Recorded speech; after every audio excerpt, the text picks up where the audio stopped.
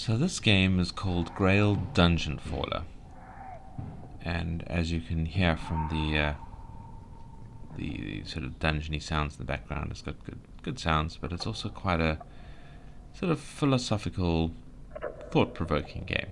Um, Let me show you a little bit of the gameplay to start off with, and then we'll talk about it afterwards because there's interesting things to talk about here. Yeah. This is your sort of starting page. There's very few controls, just the play button to get you going, and then this slidey thing or randomly clicking thing that I think is your seed generator. I wonder what happens if you set the seed to 0. Let's see what the 0 play is like. Flower mouse is bat. Right. So, this is your character, and you can destroy blocks to make your character fall. That is some kind of goblin who hits you if you if you keep still too long. I think I'm not quite sure what that was about. It scared the hell out of me the first time it happened. But yeah, so this is your character. You are dead. Very recently dead, and you are trapped between heaven and hell. Apparently it could go either way, but if you manage to collect 100 gold, you can use it to bribe the gatekeeper, presumably to get into heaven. So while you can't really move, you can chip away at the blocks around you to cause you to fall, to get gravity to help you to move, through mental powers, I can only assume. And yeah, that's how you drop down into this experience of heading through all of these challenges. I'm afraid this challenge is going to beat us because the webs are a bad thing. If you don't have a knife, you can't actually get away from the webs. See, now I'm stuck and dead. So yeah, so we'll play some gameplay again. Retry that same map, same seed. Let's go the other way to start off with. Okay, you can pick up these daggers, which you will automatically use to fend off a threat when you get there, if one should present itself to you. Will they come running for me? No, I'll just fall into them. Alright, and that's... This is really the experience here, in a nutshell. Oh, plant. What happens if I...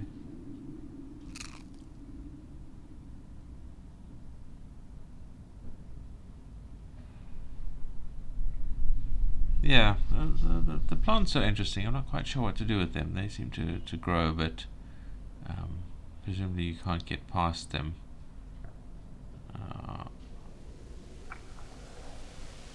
And then there are bombs that can't actually hurt you, but can send you flying. So they are a way to get some rapid movement if you come across them in the appropriate way at the appropriate point. I haven't managed to pick up any gold. Well, I've managed to get 1 gold, it would seem.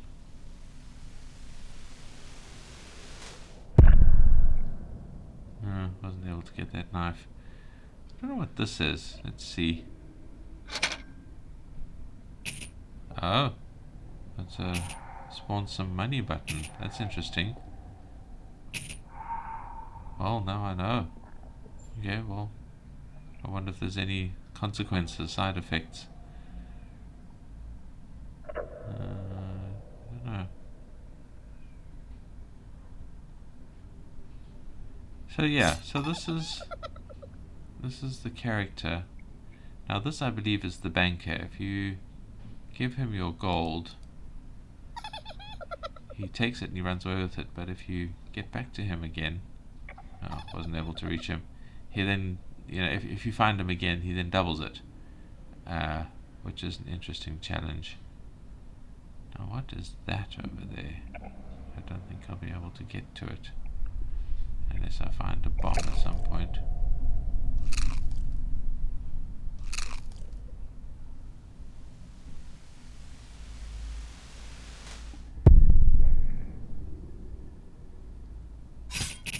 Oh, okay. So if you destroy the plant, there was a money switch over there. Oh dear. Now what are these blocks?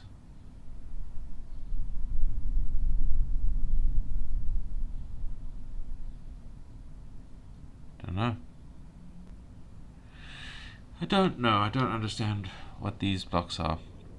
But yeah, so while we're climbing down very slowly, let's finish off the critique of the game. So the UI could do with a bit of polishing here and there, a little bit of clean up, a little more sort of investment in the assets, implementation to sort of theme out the map around menus and text boxes and that kind of thing.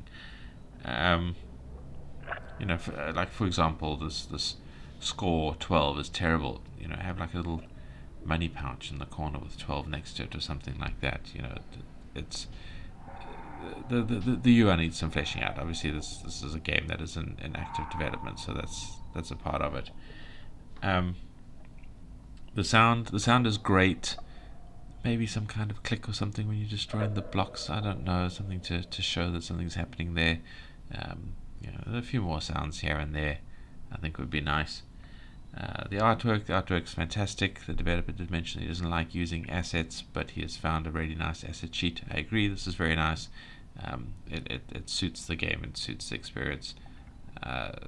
Bravo, finding that just needs to be used more around the UI and things like that. But otherwise, fantastic theming, very very cool. The game feeling is nice. I like the sort of the feeling of the dropping of the guiding the character of things that happen, even when it gets a bit frustrating. Everything is responsive, everything is comfortable. As I said, it does need a few more menu options, a little bit of cleaning up the UI a bit, some more in-game help of some kind, because everything I know about it came from the sort of the game page rather than the game itself. There's obviously a balance then of trying to keep it so that you're not discovering too much about the game up front. You just you want to discover it through the gameplay, but that can be quite tricky, especially when things can kill you. It becomes frustrating. And that takes us through to, as always, the final critique area, which is the immersion, the experience of the game, the thing that pulls you into it, that makes you want to play it. And I want to say a lot of games, the experience is just fun, which is I think probably the most important part of the game. But fun is a tricky word. Fun is a difficult word to define, because it's you have different kinds of fun. You have the kind of dull, superficial fun, which is like going to a party, to a night out, and you're getting a little bit tipsy and having dancing and things like that. I mean, it's fun in that moment, but it doesn't have any depth, any continuance to it. And then there's the fun of going out on a date, and that can be very intense and very deep and very fun that lasts, that lingers with you. And you kind of want your gameplay to lean more towards the deeper, more long-term fun. But there are also games that don't necessarily have to be fun per se. They just the fun doesn't come from the game itself. It comes from the meta experience, the experience of playing the game. Like horror games, horror isn't fun, but the meta of playing a horror game can be incredibly fun. I love horror games for that reason. I had a point for this. I think it was that this game isn't really a fun experience in itself on its own. It's more like a fun experience. Oh, found a bomb. Great.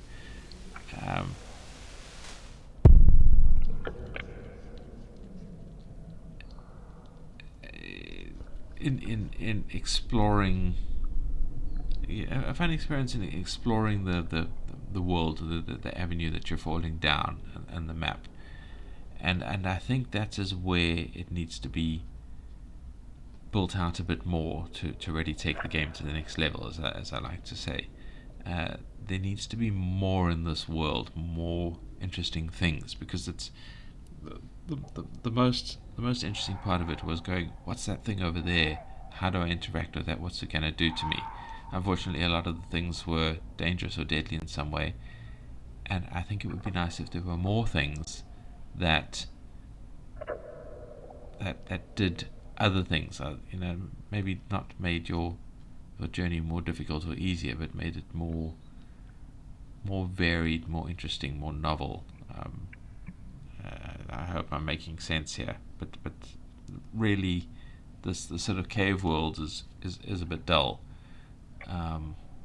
In terms of it's like the same set of experiences over and over again, just scattered in different ways. And you approach them differently, and you have a different sort of fall experience, but there's not really enough variation to go to draw you in, to make you want to play more.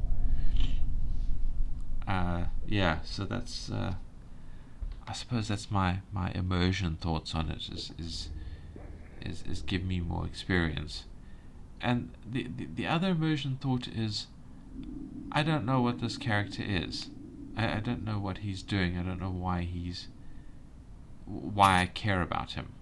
There needs to be a bit more depth in the player character. A little bit more reason to want to try and save him. To care that he's the one that I'm trying to help.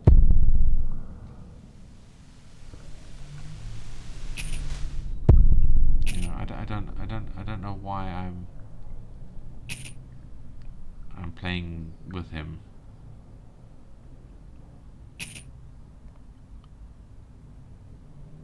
That was an interesting block in the middle. Oh,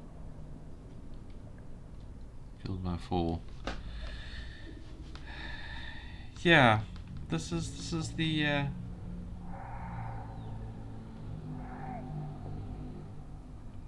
These are the two main thoughts. There needs to be a little bit more variance in the cave world, and there needs to be more reason to care about the player character. More something at the beginning of the game to say that he was a mighty warrior that feels he did terrible things for the right reasons or something, and that's why he's poised between the two. So why do we want him to go to heaven? Why are we going through this challenge to help him? There needs to be a little bit more of that in the game, I think. Yeah. Well, having said all of that, all of those critiques, as always, I wouldn't be showing this game if I didn't think it was worth playing. So there will be a link in the description. Come and play it. Yeah, if you liked the video, hit the like button. If you want to see more Itchio games reviewed and some other Let's Play style gameplay of other games, hit the subscribe button, ring that bell. There's content pretty much every day. At least I'm trying to maintain that.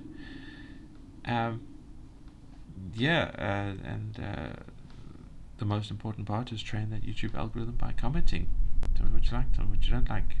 Be polite, be friendly. Otherwise, get into that comments and